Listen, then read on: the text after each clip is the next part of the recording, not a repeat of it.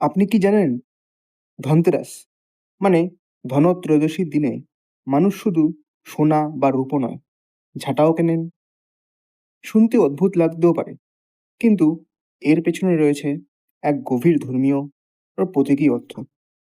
তো চলুন জেনে নেওয়া যাক ধনত্রয়োদশীতে মানুষ ঝাঁটা কেন কেনেন। ধনত্রয়োদশী বা ধনতেরাস দীপাবলির সূচনার দিন।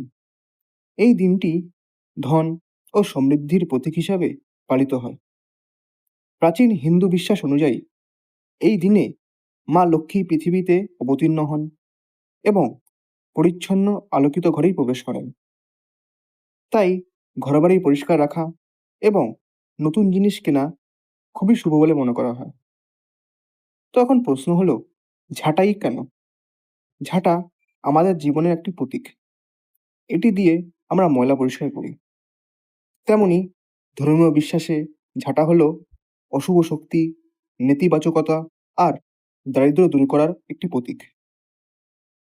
যেভাবে ঝাঁটা দিয়ে ঘরের ধুলোবালি দূর করা হয়, তেমনি এটি আমাদের জীবনের অশুদ্ধতা দূর করার প্রতীক হিসাবে ব্যবহার করা হয়। এই কারণেই ধনত্রয়োদশীতে নতুন ঝাঁটা কেনা শুভ বলে মনে করা হয়। অনেকে বলেন এই দিনে নতুন ঝাঁটা ঘরে আনলে অলক্ষ্মী দূরে যায় এবং লক্ষ্মীদেবী ঘরে প্রবেশ করেন। অর্থাৎ এটি ধন ও সৌভাগ্যকে আহ্বান করার একটি প্রতীকী উপায়। ধনত্রয়োদশী কেবল ধনসম্পদের উৎসব নয়, এটি পরিচ্ছন্নতা, ইতিবাচকতা ও নতুন সূচনার প্রতীক।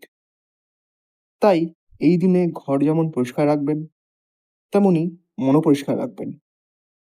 কারণ যেখানে পরিচ্ছন্নতা ও শুভচিন্তা থাকে, সেখানেই আসে মা লক্ষ্মীর আশীর্বাদ।